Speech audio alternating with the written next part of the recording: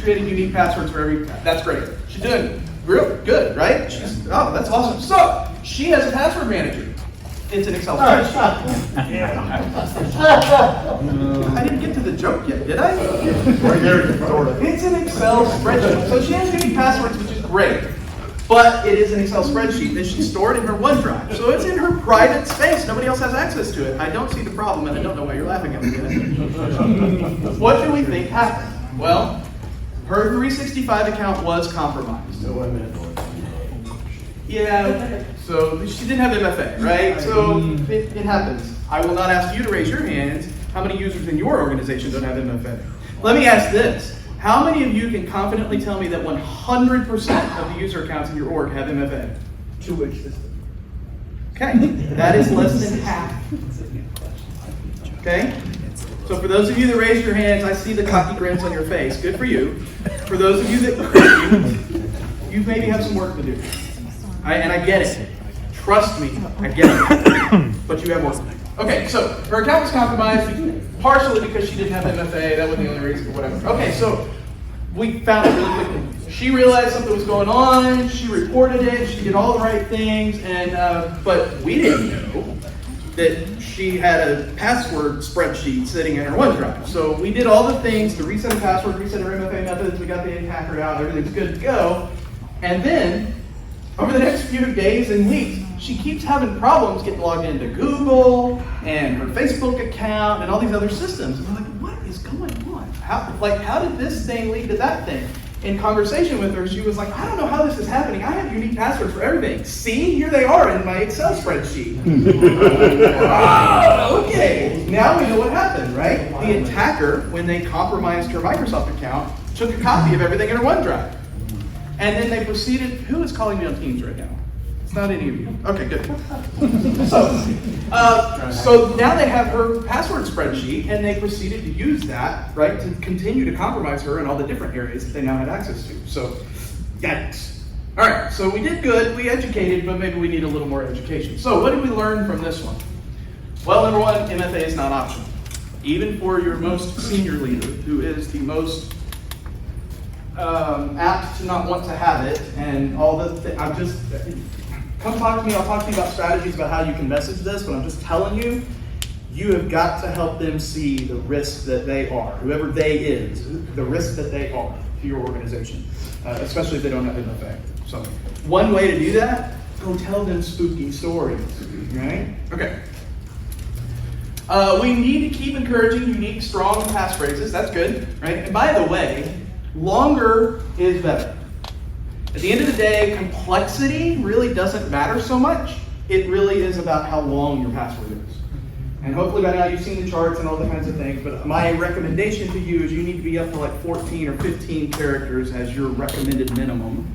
And so if you can start talking about passphrases, where they can have a sentence, literal spaces in the whole thing, like that's great. It's easier for them to remember. But longer is better these days. Complexity doesn't matter as much. Users do need more education on what a real password manager is and what all it can do and how it can be effective and how an Excel spreadsheet is not quite good enough these days, right? So we need to work on that. We need to think about what data is there and how a simple account compromise that we all think about risking email actually is risking so much more. Because I don't care if you're using Google or Microsoft 365, if all your eggs are in that basket, then that one single identity being compromised means that they have access to everything that that user had access to. Now hopefully you've got great least privileged access in place, and that one user only has access to what they absolutely need to have access to. Do not raise your hand, but I'm guessing some of you maybe are a little loose with the least privileged access, and maybe multiple people have access to lots of things that maybe they don't necessarily need, but it was easy and you didn't want to fight and it's the thing. But guess what? A simple email compromise is now risking a whole lot more than just their email account. So we will talk later about identity threat detection response and what that is.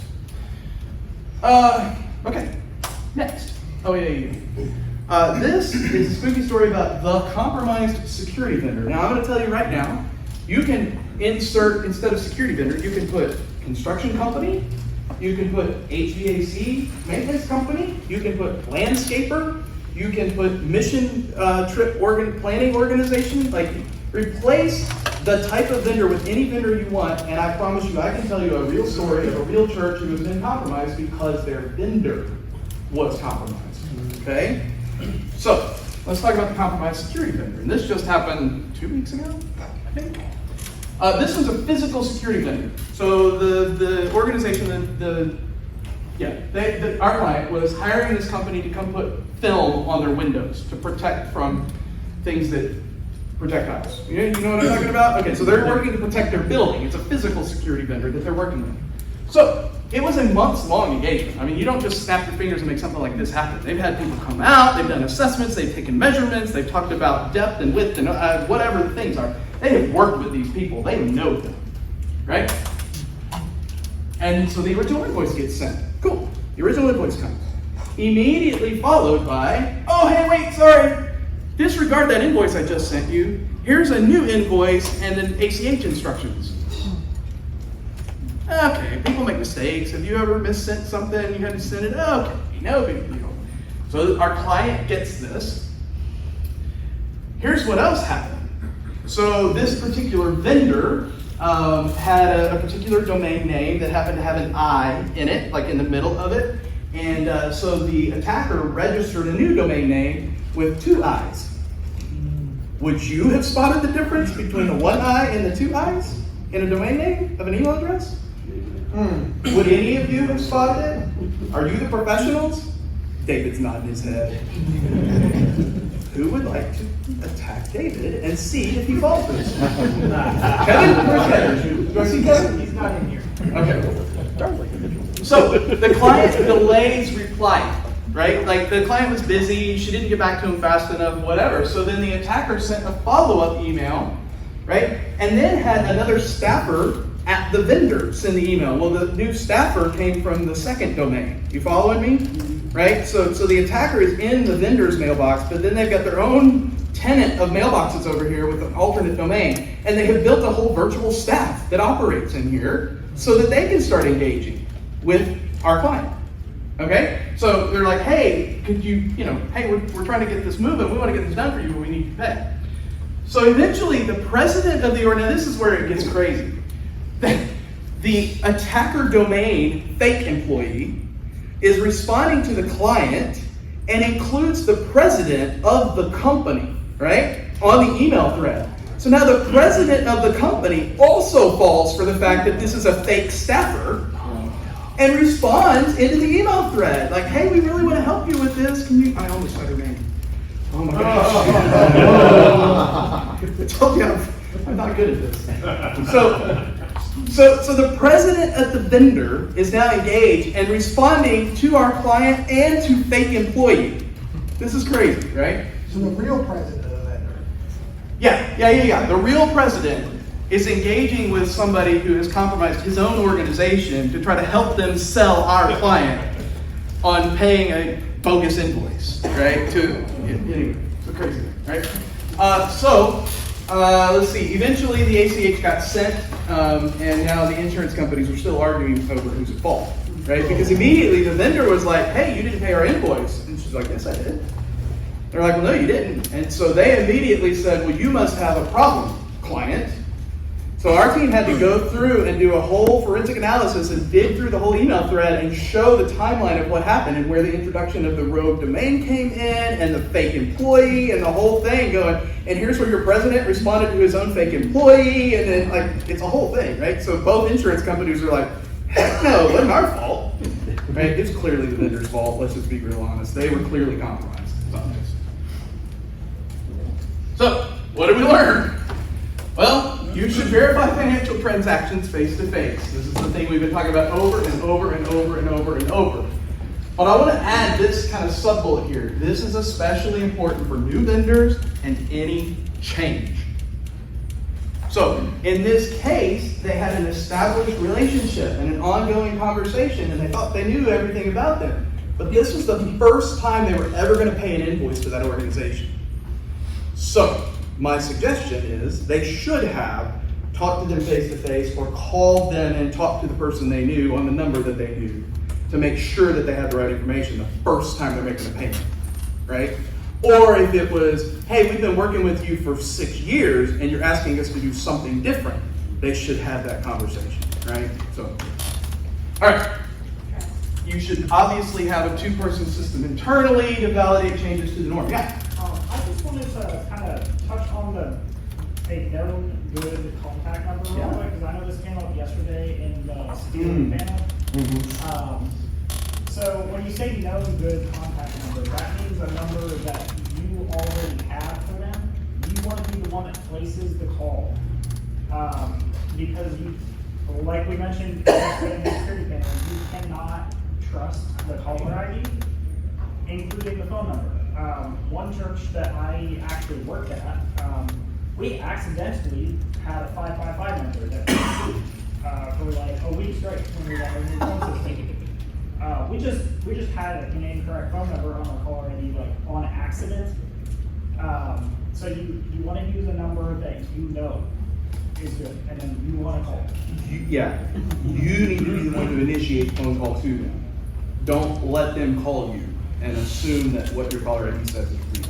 Yeah, we actually had exactly this happen to us last year.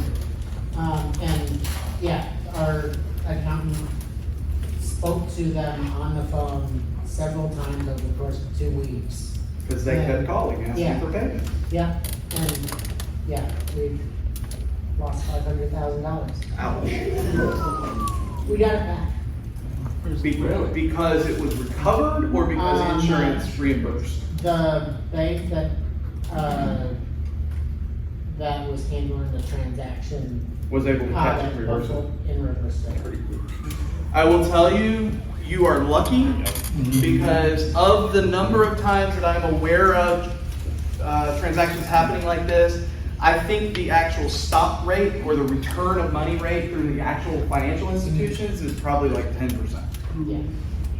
Most of the time, by the time it's caught and figured out, there's nothing the banks can do to reverse Yeah, it. it still took us 8 months to actually get the money back. It was kind of in a holding pattern for a while, but Yeah, because their fraud team and their insurance company want to duke it Yeah. out and make sure before they give anybody money at that point. Yeah. Yep, absolutely. And not to mention, what's the cost of not having that kind of money free? Oh, right, yeah, that money was unusable to anybody for 8 months, right? That's not very helpful. So press on your vendors to ensure they are following good cybersecurity practice. So all of you have been working really hard to secure your organization. You've been working really hard to teach your people about good cybersecurity habits. You've been focused on your house, and you've been getting your house in order. But have your vendors been doing the same thing? And I am here to tell you that at this point, I don't know that it's a stretch to say that most of the business email compromises we see our clients hit by now are actually outside parties, not the staffers of our client. Does that make sense? So, you've done a great job educating your team. Now you need to start pressing on your team to engage you to go press back on your vendors. And you should start setting requirements on your vendors. Hey, Mr. Vendor, why don't you prove to me what you're doing in the cybersecurity space? Hey, Mr. Vendor, how are you dealing with MFA? Hey, Mr. Vendor, how are you doing cybersecurity awareness training for your people? Hey, Mr. Vendor, how are you protecting our financial transactions? Bully them. You're paying them a lot of money. They owe it to you to be able to answer those questions. So start pressing on them and start asking. The more we all start doing it, the better they'll all start getting. Fair? Okay. I mentioned earlier, replace security vendor with any other type of vendor you want to talk about. In this case, this was a multiple of 6-figure loss. Let's see, I've seen this one with construction companies more than once, both the general contractor as well as subcontractors. Any of you ever done a construction project? You know how many invoices get paid out to so many different people and nobody knows who else getting paid? Like, let's just be honest. It's so crazy. So it's really easy for this to happen with a construction project, and guess what? We're talking millions of dollars that have been lost due to construction projects that have been compromised. I mentioned mission trip planning organizations. Mission trips are kind of expensive, and when they start taking your money, you want to know it's going to the right place, not lose tens of thousands. Landscapers, like literally people mowing your yard, like I've seen this happen to landscapers, and even IT support companies. Not enable, I just want to be clear. I feel the need to say that. So, yeah, but I have seen it with other IT support companies, unfortunately. No, I won't sell you food. Had the client had a product like Iron Scales, and because you said they had an existing relationship with the vendor, and Yep. had emails on their course, theoretically, when the fake domain came in, Iron Scales said, hey, this is a similar domain name, caution, caution. So I'm assuming the client didn't have a solution like that. They did not. I told you this was 2 weeks ago. They do now. You're exactly right. We had been talking to them for probably 3 years about implementing Iron Scales. They're a larger organization. They also have a school. There's a lot of students. There's a whole debate about who all are we protecting and how much does it cost and how to do it. And so they had not implemented Iron Scales. And when we showed them the transaction and we said, here's where Iron Scales would have flagged this and this and this, they went, we see why that's worth paying for now. So, yeah, but that's a great call. Now, should you trust that just because you have Iron Scales that this can't happen to you? No. For this was the nines, now that you know the whole thing, this happened to us too, but they didn't copy the president of the actual. Of the vendor? Yeah. Right, see, that's where it comes in to me, it would fall back on them, because the president backed them up. Wouldn't you feel the same? I mean, I think we lost them, because. I told you this was just a few weeks ago. As of right now, my client doesn't have the money. Yeah. And the vendor doesn't have their money either. Yeah, it's gonna be a fight, There's a fight. somebody's gonna say. There's an argument. But that's why you have cybersecurity insurance, by the way. You don't need to bother with that fight. Your insurance company does. They have people that do this all the time. This is what they're professionals at. Let them go duke it out. Literally, I said, the insurance companies are arguing. Literally, the vendor's insurance company and our client's insurance company are arguing about fault and who's gonna pay who what. I think it came under our side. Yeah, well, and sometimes it's not worth it to, I Do you get have it. any personal concern that cybersecurity insurance might eventually become like required for insurance? And like everybody has to have it, but they don't want to pay half the time, and there's so many exceptions. I mean, I just wonder it's obviously better if you get to a point you never even need that, but you never need to file a claim, but that's not guaranteed. I just, Yeah. His question was, is there gonna come a day where cybersecurity insurance is a mandated thing, kind of like flood insurance? Sure. I'm not here to answer that question, just to be honest. Do I think it should be non-optional? Yes. I think you are negligent as an organization if you don't have that money. But they don't wanna pay. I'm sorry? They don't wanna. Oh, the insurance companies don't want to pay out. Of course, they're insurance companies. Like, look up in the dictionary, the definition of insurance company, no pay money, right? Yeah, of course. But I will say this, to that point though, of all of our clients, with all the stories that I can tell you where there was loss, in every case for our client, they were compensated. I can't tell you they were made whole, but they were compensated. Their insurance did do what it should do for them. I will say that. So in every case, now that works only because when the insurance company came in and they said, okay, prove to us that you've done this and this and this and this, that you told us 6 months ago you would be doing. As long as we could prove that we had done all the things that they required and that we were in compliance and hadn't lied on our insurance form, then they didn't have any choice but to pay out, right? So that's important. Pay scale, like say we did this, why we do that, will they pay based on that? That is going to be case dependent. And I am not an insurance company, so I can't say for sure. But I will say in general, if they can find a way to not pay, they're going to not pay. So in general, if they can prove that you said you were doing something and you didn't, they are going to use that as an opportunity to invalidate the entire claim. Didn't I hear Brotherhood say? That's going to be their goal. If you get cyber insurance from us, it's good, but you need to stand with, well, I don't understand what you're saying. Okay, so there's, so most general business insurance, and I'm not an insurance person, okay, so I'm gonna use some of the wrong terminology, but the idea is most of you will have some kind of general liability insurance just for general purposes, right? Nearly every general liability insurance policy has some amount of cybersecurity protection, right? So it's just kind of a sub-bullet within your bigger policy, right? But there are limits on what they cover and on how much they cover, right? And so generally, those are going to be smaller amounts of coverage. And so what his point was, you really, at this point at your size, your budgets are big enough, your potential losses are big enough, that general sub coverage is not going to be enough to make you whole. So his advice was go get a discrete cyber insurance policy that all it is an entire policy for cyber insurance purposes. And it will have a higher limit, it will have higher requirements. But that was his advice, and I would echo that. I think we've been burned. Yeah, I would echo that. Yes. Something to note, in our case, when this happened to us, our cyber insurance policy did not cover it, because there was no, penetration in ours. Yeah. So So it was your business liability insurance that it did. was, well, that wouldn't cover it either. Oh. We needed separate fraud insurance, which we signed after it happened, but before we knew about it. Oh, interesting. Yeah, it was like within hours. We could have a whole session on cybersecurity insurance or insurance in general. Just know that they're not, look it up in the dictionary. Insurance don't pay money. That's their goal. But the one thing that you gotta remember, whether or not you are made whole or you're partially refunded, the disruption Oh. is huge. Yeah. Whether it's just in one department, mainly seeing the financial part of it, or wherever it is throughout the organization, the disruption is huge. Absolutely, yeah. Don't hear me say just buy insurance and don't worry about the rest of it. You don't want it to happen. But if it happens, you would like to have insurance as well. Yeah, because it's absolutely impactful. I've also found it too, that like, when you have your cyber insurance, they can be the bad guy.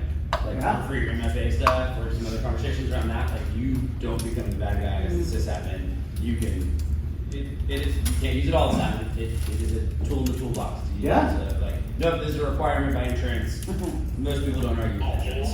So, Most people know it's pointless to argue with insurance, right? So when you get the insurance company to say this is required, but all of a sudden everybody believes you. Yep, those people are not willing to put their own money to replace the insurance. Yeah. That's true too. Okay. Next spooky story is the fake or rogue volunteer. In this case, it was fake, but you could also interpret this as a disgruntled volunteer, right? Same could hold true. So think about what happened here. All right. So the front desk received an email one day. They sent it to like info@church, right? It just said, "Hey, I have a new email address. Will you please update that for me in the church management system?" Sounds innocuous enough, right? I'm Susie, I'm leading a small group, and I got a new email address. Oh, hey Susie, it's great to hear from you. Okay, I've updated that for you. Done. What's wrong? No problem. Susie has a new email address. Obviously wasn't Susie, right? We know where this is going. So once the email address was updated, the attacker just went to the login page for the church management system and said, I forgot my password. So now the attacker's email address is in the church management system with all of the access level that Susie has. I don't know why I keep pointing at Jen to say Susie, but we're going to go with that. And I keep saying Susie in fun. Her name actually was Susie. The volunteer, I feel like I can say that and be safe. So her name was actually Susie. Then now the attacker has a valid login to the church management system. So they were like, cool, day is done, go to bed. No. What did they do? They logged into the church management system to see what Susie had access to. Well, what did Susie have access to? Well, Susie has been a volunteer and served in every ministry in the church for the last 15 years. So as Susie went from one department to another, or one small group to another, they of course would remove her access to the old thing when they gave her access to the new group, right? Do you really think that happened? So what does Susie have access to? Well, Susie's a key volunteer. We just gave her access to everybody's contact info. It was easier than figuring out what group she was leading this week. You see the problem? So now they literally downloaded an entire copy of the entire contact system out of the church management system. Now, thankfully, Susie didn't have financial access and things like that, but they now have everybody's contact info in the church. So everybody in the church starts getting emails from the pastor, right? Requesting gift cards and all sorts of other things, right? And everybody's scrambling, going, what in the world? How did all of a sudden they pulled it straight out of their database? That's what happened. So, what do we learn from this one? I'm curious, anybody else have this happen to you? So it had to happen, but not make it Yeah? No, I honestly, I'm shocked at only seeing 3 or 4 hands, because I'm telling you, I've seen this a lot, unfortunately. Some variation of this where an attacker is able to gain access to a key volunteer or staff member's church management system account. How many of you have MFA on your church management system? For your volunteers? Uh-huh. How many of you, your church management system doesn't support MFA? Yeah. Are they represented here? Never mind. How about this? I can guess who your church management system is if you raise your hand and know MFA. I will say this.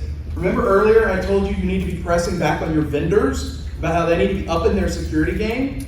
I would strongly recommend if your church management system does not support MFA, you need to tell them they need to fix that, or you are changing church management systems.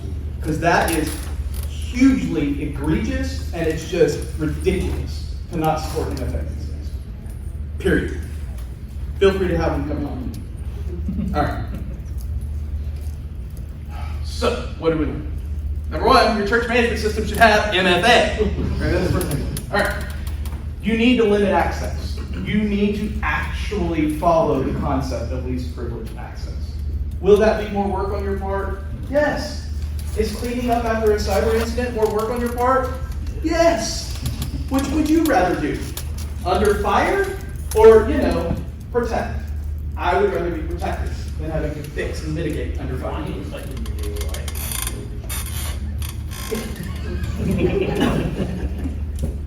So, you need to limit access in your church management system. Who has access to what? Even as simple as who has access to contact information. If Susie is leading 2 small groups, she should only see the information for the people in her 2 small groups. Period, full stop. Is that hard to do? Yes. Is it worth the effort? Yes. Should it be hard to do? No. But we work for churches, so, we have to communicate. There's a process. Oh my God, there could be a policy. Oh, I know. Do it anyway. Tell these stories. Tell them. All right. But the same is true in your finance system. Just because somebody's in your accounting department doesn't mean they need access to all AP and AR and maybe even payroll. Hello. If their job is only to do accounts payable, then they should only have access to accounts payable. Right? Do the hard things. But by the way, this is not going to happen on its own. You're going to have to go engage with these department leaders, and you're going to have to educate them on why this matters. Tell them these stories, and get their buy-in on you better securing their environment.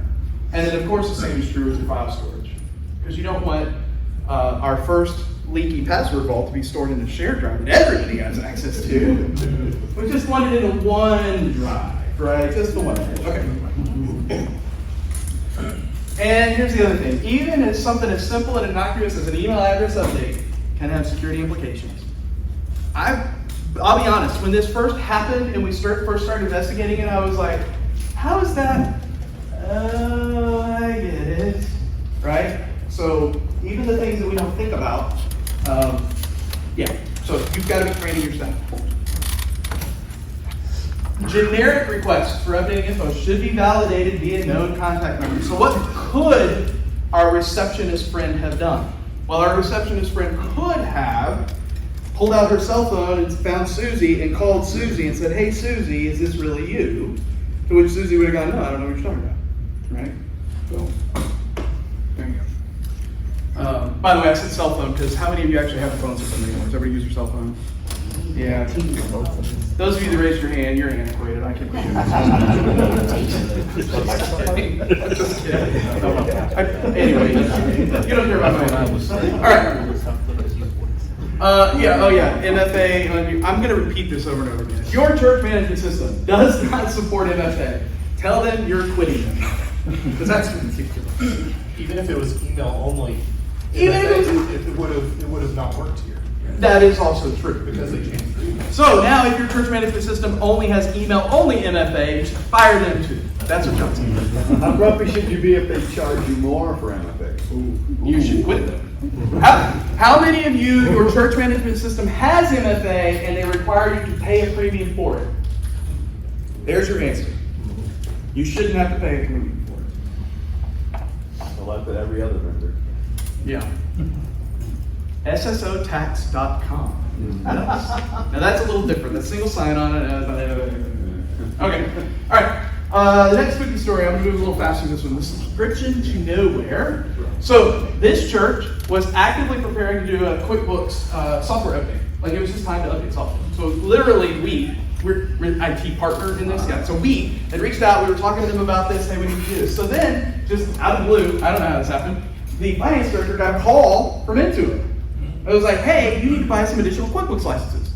Well, it's kind of weird, but to be honest, Enable had been talking to them about upgrading QuickBooks, so they kind of thought, well, okay. But they were suspicious enough to say, hey, wait, I don't know about that.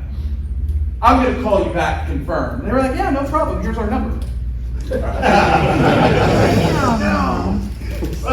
the finance director calls the number that the attacker just gave her, right? Gets the welcome to Intuit recording. Press 1 to be connected to Bob or whatever, right? And she gets back to the same person she was just talking to. So obviously it's legit, right? I can't tell why you're laughing. I'm missing something. Right? So obviously, if the attacker calls you and gets you information, you shouldn't act on the information they gave you. She should have gone to Intuit.com with one eye, not two, just to be clear, and looked up the phone number to call. Oh, there are two eyes at Intuit. I'm being heading in the back row.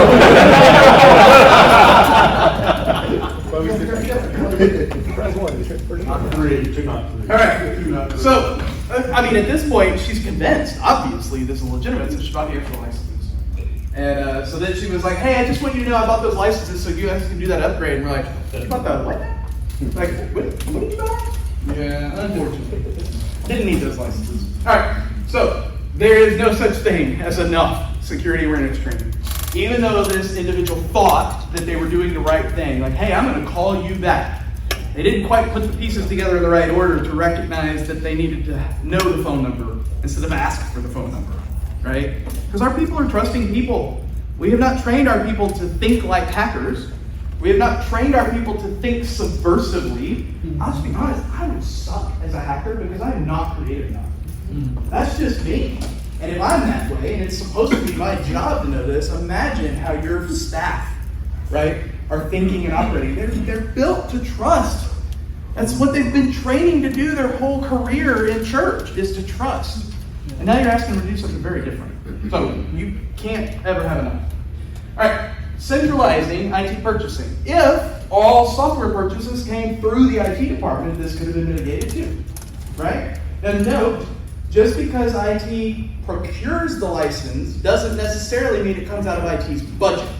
So now that's a sticking point for a lot of people. They're like, well, my budget isn't big enough to buy everybody's software. I didn't say you had to pay for it. I said you needed to help do the transacting of it, right, to help mitigate something like this. Food for thought. All right. The IT team has to be approachable. So in this case, the end user thought they were being helpful, right? But they did have a little twinge of doubt in their mind. But they thought, I don't want to bother them. They're so busy. I wish they would have bothered us, because we would have put a stop to it, right? So you need to be approachable. They need to know that it's okay to come ask, and they should ask. All right. This is my favorite story, the sinister signature. If you were in our cybersecurity talk yesterday, David stole my thunder, sort of. So this will be my version of his story, which tells us that, again, this is happening to multiple people, right? So, sinister signatory. The church business administrator email was compromised. Yes, he had MFA. He also had a brand new baby in the house. And MFA fatigue is real when you have not slept in 3 days straight. So in a month, I won't say which, he got compromised, but he didn't know it at the time. And the attacker spent about a month, about 4 weeks, dwelling inside of his inbox, just mining information and watching what was going on and figuring out who he talked to and how he talked to them and all that kind of stuff. Until the attacker decided to set up special rules in his inbox so that any messages from the bank got filed away in a special folder and got forwarded out to the attacker. So now, all of a sudden, the attacker has stepped in as the one to communicate between this business admin and the bank. It's making sense to everybody? It's a familiar tale. We're all familiar that this is exactly what they do every single time, right? Okay, so then the attacker reached out to the bank and said, hey, we need to add a new signatory onto our bank account. And I'm thinking, well, the bank will totally stop that. You're not going to fall for it, right? Do you think they fell for it? It'd be a dumb story. Again, come on, the bank's good. Church is bad. No. All right. So what happened next? Well, the bank was like, yeah, no problem. Just have them come down and fill out the paperwork. We just need them to sign a piece of paper. I'm thinking, well, that's the end of that. Like the attacker is somewhere in Russia or something, right? All attackers must be in Russia. So if the attacker is in Russia, there's no way they could possibly walk into the bank. Well, have you heard of DoorDash? No, I'm just kidding. I don't know. We talked in the last MSP panel about MSPs like to have somebody with smart hands that's on site at a client and maybe can unplug and replug things or something. I don't know if the actual legit attacker is the one that walked into the bank or if some proxy of theirs walked into the bank.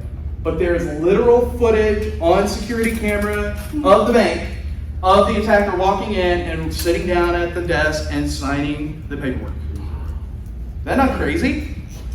See, I told you I was going to one-up you, David. Yours didn't walk into the bank branch. No, the bank actually stopped it like this. Yeah, well, you have a better bank. So, then, this attacker was really smart. He knew if he took 6 figures at once, they would spot it. So instead, he just transferred small amounts over a little bit of time. And at some point, I don't know if it was because of the transfers or just because of some other business dealing, the banker was trying to get in contact with the business administrator, and he wasn't hearing back from him. And so the banker called the business administrator and said, hey, I want to follow up with you. I think I've been sending you emails and you're not replying to them. Then we figured out what was happening, right? So all this has gone on. The attacker has been in his mailbox now for a total of about 6 weeks, and the business administrator hadn't even noticed anything was different. Right? Okay, so it was a multiples of 6-figure loss at this point. And yeah, business admin is making, yeah, what I just said. All right, so insurance did cover this loss, by the way. They fully reimbursed the client. The cyber insurance from the church was responsible because it was the church's business administrator's account that was compromised. Now, if I'm the church's insurance company, I'm going after the bank's insurance also because I'm like, you let the guy walk in and sign the stupid paperwork. Like, are you kidding me? I understand church people being too trusting, but have you ever known a banker to be too trusting? No. I don't think so. So, in the end, I don't know who paid who what, but I know that our church client did receive complete reimbursement for this loss from their insurance company to make them whole. It actually wasn't that long. I want to say it was 3 weeks, maybe, something like that. It wasn't long because here's why. Here's why. When this all happened, our first phone call was to their insurance company. So the first thing we did, was we shut down his account, right? So we stopped the problem. Then we picked up the phone. We called the insurance company. They immediately got their lawyers and their incident response team on the phone, and they took over from there. And they started instructing us and the client what to do, right? And so immediately they wanted us to provide evidence that they had MFA enabled, that they had, this was funny, it's an identity compromise, right? But they wanted proof that antivirus signatures were up to date on his laptop. How does that have anything to do with what happened? It doesn't, but somebody needed to check a box on an insurance form, so, right? But we had to prove that we had done all the things that we had told them on the insurance questionnaire we would do. And so we were able to easily turn that around and provide that to them in a couple of hours, and the insurance company went, well, you did everything we've asked, so okay, well, here's the check. Right, so that's the reason it was pretty quick. It didn't take too long. Okay, so what did we learn from this one? Even with MFA, you can be compromised. How many of you have had somebody with MFA have a compromised account? Yep, that's a lot of hands. Yep. So MFA used to be the thing that was going to stop everything. Now it protects 99%. Well, the percentage represented here would be not that much, right? So I don't believe the 99% anymore, but I'm just being honest. Okay. And by the way, banks aren't perfect either. I mean, I got to figure that the bank has way better cybersecurity protections than the church does. We're good, but I'm not bank good. I'll just be real honest, okay? All right, so even banks can fall for this, and we are all in this together. We have, across our client base, we were already kind of thinking about this, and this pushed me over the edge. I said, no more. We are immediately disabling the ability to forward emails outside the organization. So you cannot put an automatic forward to an external address on any account that Enable manages. It's just how it is. If you're a client in the room, if we didn't tell you why, now you know why. It's bad. That's all you need to know. All right. When something feels off, that's when you should ask us. So the business administrator, when all this happened, it all came out, he was like, you know, I knew getting all those MFA prompts was ridiculous and weird. I should have probably mentioned that to you guys back then, 6 weeks ago. Yeah, that would have been good. You know, so when something's weird, your users should be told that they should let you know so you can help assess whether it's important or not. Right? Never store passwords and credit card info in a notes or Excel file. Why did I put that there? So, as we were doing the cleanup on all this, and we were debriefing internally, and I was asking my guys, they were like, yeah, we're having them change all their credit cards. We're having them, replace all their credit cards. I was like, what does that have to do with anything? He goes, oh yeah, I forgot to tell you. So he had a spreadsheet in his OneDrive that had all the church credit card numbers in it, that it was convenient to copy and paste them. So, yeah, so remember earlier the leaky password vault, all the passwords for the spreadsheet in the OneDrive? Guess what we ask now when you have a compromised account? Can we look in your OneDrive and see what you have in there? Can you show us where your passwords are? Can you not show us your passwords, can you just show us where they are? What about your credit cards? Like we've learned a few more questions to ask, because, yeah, anyway, all right, there you go. All right, so that's the end of story time. Those are all the stories. What I do want to talk about is a few things that we've learned and a few things that I would recommend you start doing to help yourself not be in my spooky stories presentation next year. How about that? All right, so the first thing I have up here is, this is just a resource page on our website, enableministry.com, resources, cybersecurity, tips, tricks. That QR code will take you there. Feel free to scan and attest that it does. Yes, you have now been hacked. Wait a minute. No. I highly recommend you head there. It's a bunch of free resources that we're giving away. Take them. Please use them to go talk to your leadership and convince them, along with the insurance company, why they need to care about this and listen to you about implementing additional protections. One of the things that you'll see on that list, oh yeah, you should do security awareness training. You should have an anti-phishing tool like IronScale. Jim asked about it earlier. I don't care if you use IronScale, but you should have a tool beyond just what Google or Microsoft provides. Those tools that Google and Microsoft natively provide are pretty good at stopping spam. They are not good at stopping phishing, or especially targeted or spear phishing kind of attacks. But tools like IronScales and Abaddon and Inky and others you should have a purpose-built tool for this because it absolutely makes a difference. And then this is the thing that I want to make sure every one of you understands. And if I was going to tell you there was one thing you absolutely needed to have in your arsenal, it's this. Identity Threat Detection and Response. How many of you have heard of ITDR? Okay, a few of you. All right, so let me tell you what it is. This NIST cybersecurity framework up here, these are, NIST is a National Institute of Standards and Technology or something like that, right? Okay, so it's a government organization, and one of the things they do is they produce this cybersecurity framework and just try to encourage good cyber hygiene from every organization, both in we can.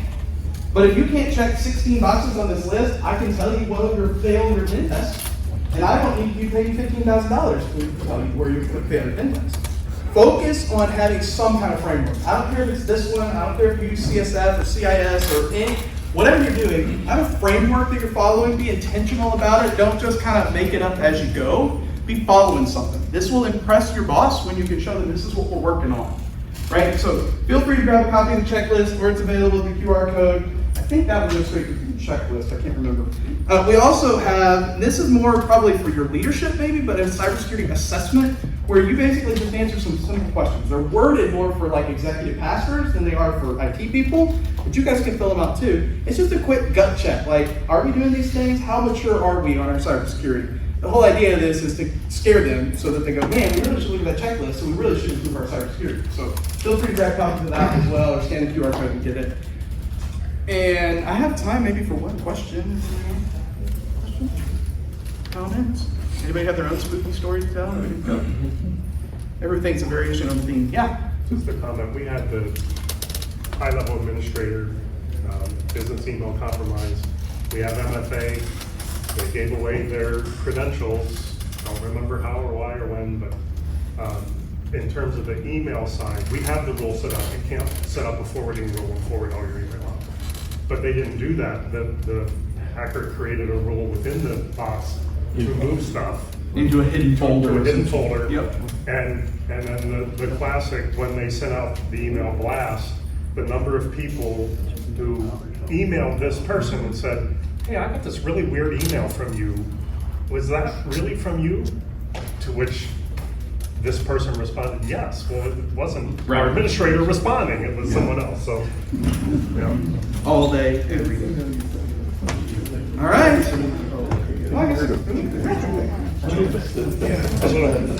ITDR, yes. For like specific vendors?